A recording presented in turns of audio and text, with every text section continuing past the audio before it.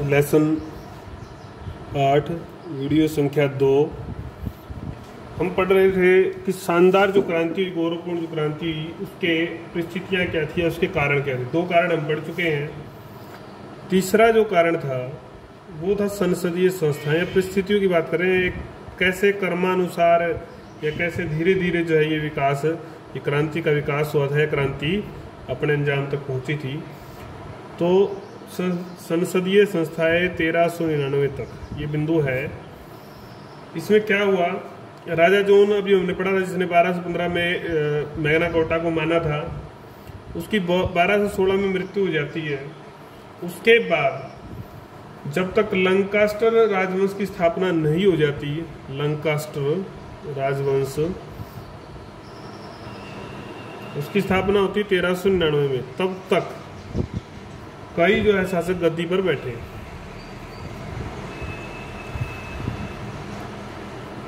वे अपनी परिस्थितियों के अनुकूल कभी तो नियंत्रण लगाते, जो शासक बैठे कभी नियंत्रण लगा देते संसद पर, कभी कुछ छूट दे देते।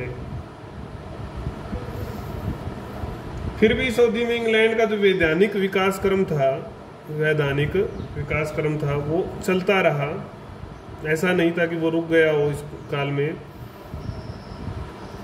उदाहरण के लिए अगर हम बात करते हैं तो इस समय में क्या क्या हुआ, मॉडल पार्लियामेंट जो आपकी स्थापित हुई, और प्रीवी काउंसिल,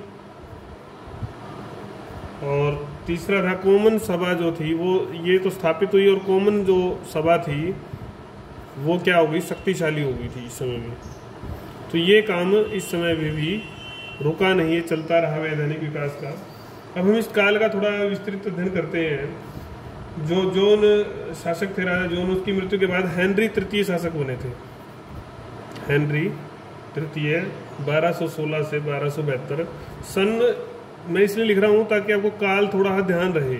सारे सन अगर आपको याद ना हो सके कोई बात नहीं, लेकिन अगर आप थोड़ा ध्यान रखेंगे तो किस काल में किस शासक का, किस राजवंश का, किस परिवार का जो शासन रहा वो आपको पता चलता रहेगा। स्वेच्छाचारी था।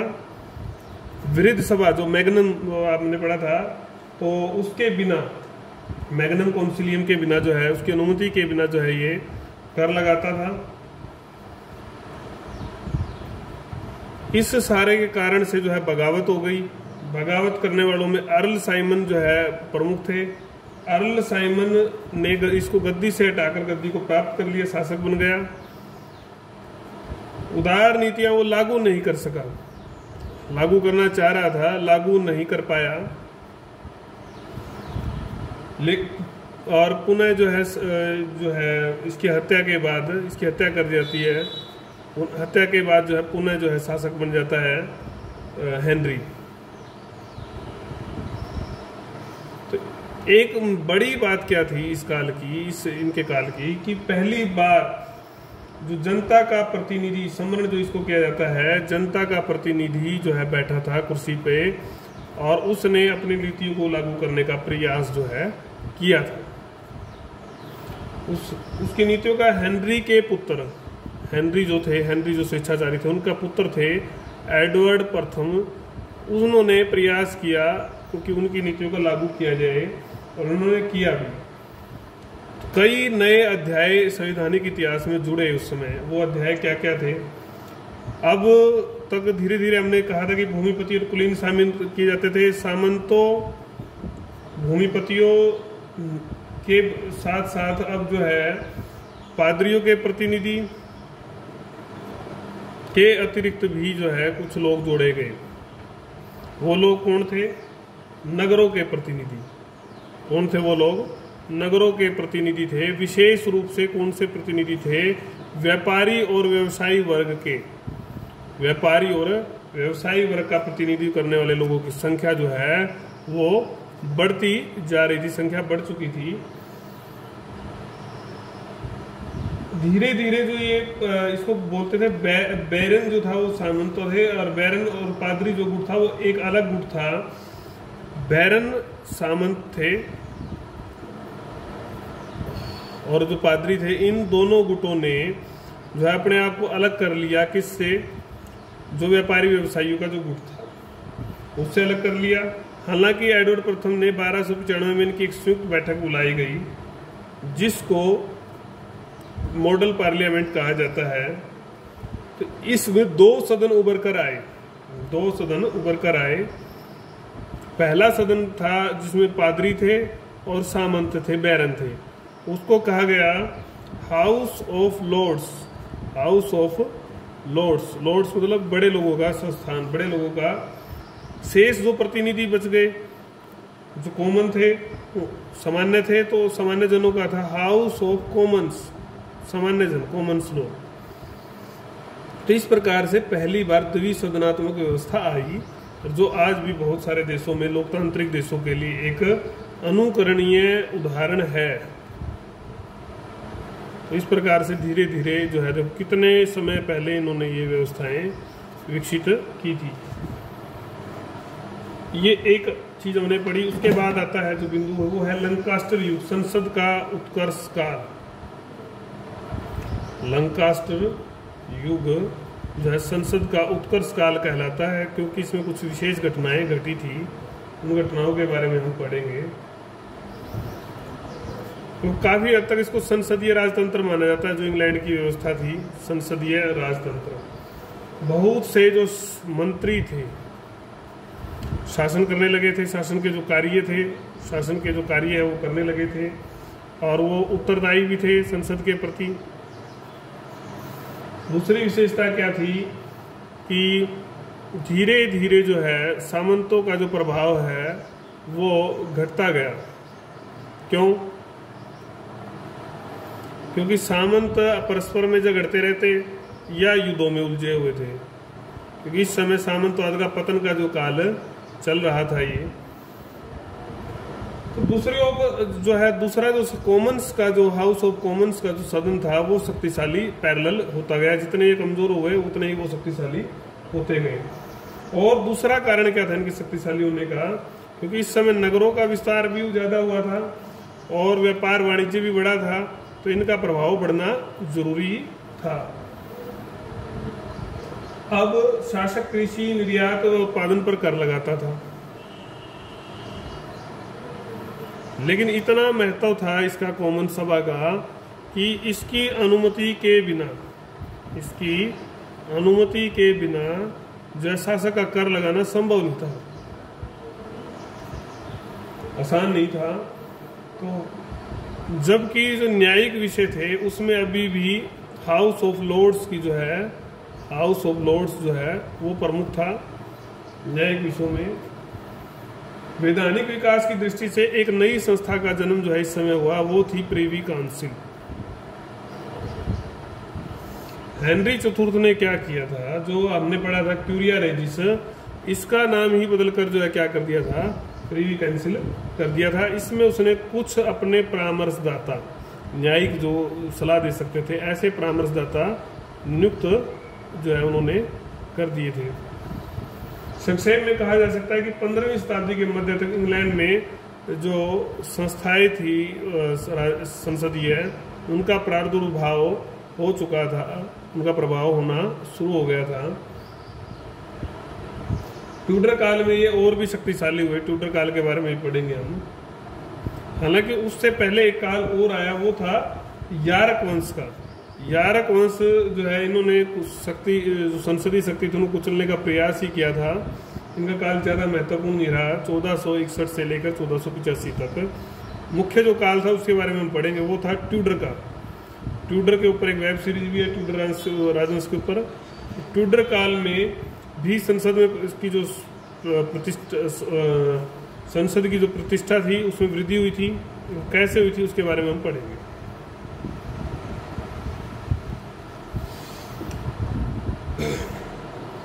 ये एक विरोधाभास का काल था, विरोधाभास का काल था। कैसे था उसको भी हम समझेंगे। 1485 से लेके 1603 तक राजा वह जो उसका काउंसिलर था, जो उसके पार्षद थे, वो सत्ता पर नियंत्रण उनका रहा, लेकिन उन्होंने कभी ढोल नहीं पीटा। कभी ऐसा नहीं कहा कि भी हमारा नियंत्रण है। ढोल न पीटने की वजह से वो नियंत्रण भी करे रहे और काम भी करते रहे, और संसद को भी मानते रहे कि संसद का भी मान जो उन्होंने रखा, जरूरत के अनुसार, उनकी परिस्थिति के अनुसार मान रखा। मतलब कुल मिलाकर उन्होंने क्या बनाया, एक बैलेंस। अनजाने में या परिस्थिति वश जो है धीरे धीरे ट्यूडर काल में क्या हुआ कि उनके जो कार्य थे ट्यूडर वंश के या उनके काउंसिलरों के, उससे जो है संसद की शक्ति में जो है प्रतिष्ठा में वृद्धि हुई। कैसे हुई उसको समझेंगे कि जो हेनरी सप्तम थे उन्होंने एक बड़ा कदम उठाया था। क्या उठाया था? जब उनको राज्य पद ग्रहण करना था, राज्य पद ग्रहण करने के लिए उन्होंने संसद की अनुमति हेतु, संसद की अनुमति जरूरी है कि मैं राजा बन रहा हूं तो उनको कोई आपत्ति ना हो, तो उसके लिए उसने अधिवेशन बुलाया। ये एक अभूतपूर्व कदम था, पहली बार ऐसा कदम किसी ने उठाया था, क्योंकि इतना संसद को मान अभी तक किसी ने नहीं दिया था। तो इससे संसद की प्रतिष्ठा बढ़ी। अब इसी में अगर हम बात पढ़ें इसे हेनरी अष्टम, फिर उसके बाद आए हेनरी अष्टम भी विवश थे। उन्होंने भी जो है व्यवस्था में जो है संसद का सहयोग प्राप्त करने के लिए कुछ योजनाएं बनाई। उसका बड़ा कारण जो था, उसके हेनरी के अष्टम के जो पोप के साथ संबंध थे वो खराब थे, पोप के संबंध खराब थे। और दूसरा क्या किया, उसने एक अलग धर्म बना दिया। हेनरी अष्टम ने अलग धर्म बनाया तो वो विधर्मी हो गया पोप की नज़र में, चर्च की नज़र में। तो उसको डर था, भय था कि कई जो है पड़ोसी देश या जो पादरी या पोप समर्थक देश हैं वो देश उसके ऊपर आक्रमण न करते। तो इसलिए उसने परिस्थिति को मजबूत रखने के लिए जो है संसद को खुश रखना जो है जरूरी समझा। तो उसने अधिकार दिए, खुश रखने की जो नीति अपनाई। उसके बाद जो महारानी एलिजाबेथ प्रथम थी, इसी वंश की थी वो भी, एलिजाबेथ प्रथम ने भी काफी महत्वपूर्ण नीति अपनाई थी। इसी के समय आपको पता होगा कि जो ब्रिटिश ईस्ट इंडिया कंपनी की स्थापना भी हुई थी। इसने भी संसद का जो उपयोग है अपनी नीतियों के समर्थन के लिए किया। इसने संसद में एनक्लोजर एक्ट पास करवाए, जो सामंतों से संबंधित थे, खासकर जो बड़े जमींदार थे जो जमीन से किसानों को बेदखल करके अपनी भूमि को चिराग घोषित करे थे, वो एनक्लोजर एक्ट थे। तो इससे संसद से पास करवाए, खुद न पास करके। तो इससे संसद की शक्ति की प्रतिष्ठा में, मान में वृद्धि हुई। ट्यूडर शासक कुल मिलाकर चतुर निकले, न तो उन्होंने ढोल पीटा और न ही संसद को नाराज किया। ये बिंदु हम शुरू में पढ़ाए हैं। तो इसके कोई संतान थी नहीं। तो उसके बाद जो शासक बने वो थे जेम्स प्रथम, स्टुअर्ट वंश के थे। स्कॉटलैंड के लॉर्ड जेम्स जो सष्टम शासक बने थे, स्टुअर्ट वंश के थे। इसी वंश के आगे चलकर दो शासक हुए। उसमें हम चार्ल्स प्रथम के बारे में पढ़ने वाले हैं। चार्ल्स प्रथम का व्यवहार, चार्ल्स प्रथम का व्यवहार 1603 में जेम्स प्रथम शासक बना था, स्टुअर्ट वंश का था।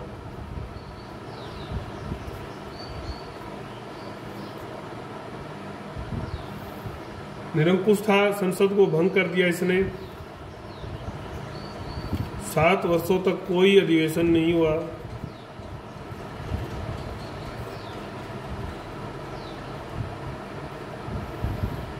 मनमाना कर, मनमानी नीति, मनमाना जुर्माना सब कुछ इसने वसूल किया। धन देकर उपाधियां दी, जो लोग विरोध में बोलते थे उनको जेल में डाल दिया।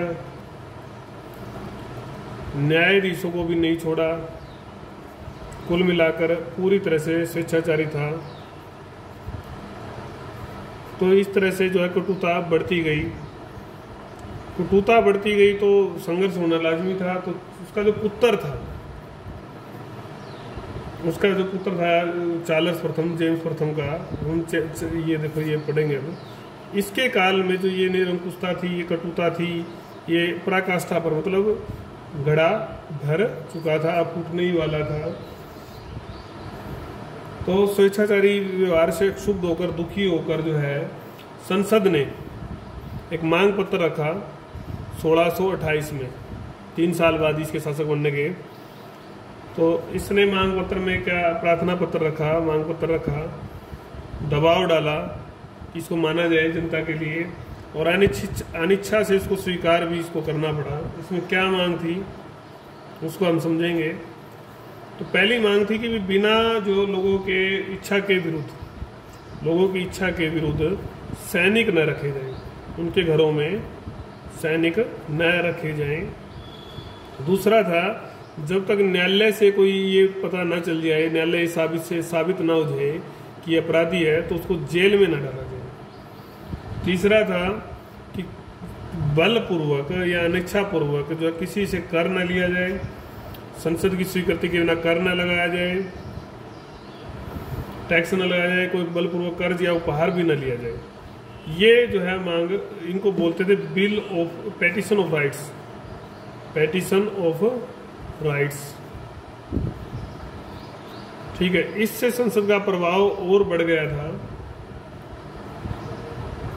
हालांकि जो शासक था वो लगातार इसका उल्लंघन करता रहा, मानने के बाद भी, शर्तें स्वीकार करने के बाद भी उल्लंघन करता रहा। उसने 1629 में अधिवेशन बुलाया, काफी सालों के बाद, 7 सालों के बाद। तो इसमें उसने देखा कि लोग जो है, जो वहाँ जो प्रतिनिधि थे वो तीव्र उत्तेजना में थे। तो उस उत्तेजना से इसको डर लगा, तो उसने इसका संसद का जो सत्र था वो भंग कर दिया, अधिवेशन भंग कर दिया, क्योंकि सदस्यों ने आज्ञा नहीं मानी, उनको जेल में डाल दिया गया। अध्यक्ष से बलपूर्वक, जो उसका अध्यक्ष था, बलपूर्वक कई महत्वपूर्ण जो प्रस्ताव उसने पारित करवा लिए। शासक ने 1640 तक उसने फिर कोई बैठक नहीं की दोबारा। तो ये एक प्रक्रम है, एक क्रियान्वयन है, एक प्रोसेस है जो चल रही है कि भाई कैसे कैसे धीरे धीरे इंग्लैंड का जो राजतंत्र है वो प्रजातंत्र में बदलेगा, व्यवस्था बदलेगी, संसदीय व्यवस्था आएगी। फिर आता आपका, अगर बात करेंगे हम अगले बिंदु में, वो 7वां बिंदु है लॉन्ग पार्लियामेंट का महत्व। 8वां गिराई 40 फर्दों को फांसी, क्रामवेल की प्रमुख पुस्तक। मैं आपको थोड़े थोड़े बिंदु इसलिए करा रहा हूँ कि एक तो ये महत्वपूर्ण इम्पोर्टेंट क्वेश्चन है, दूसरा आपको थोड़ा विश्व इतिहास है, नया इतिहास है, नई चीज़ें हैं, नए नाम हैं, तो वो थोड़े आप अच्छे से समझ जाओ, याद कर लो, तो ये आपके लिए ज़्यादा सरल हो जाएगा। तो आप इसको समझो और अच्छे से कर लो।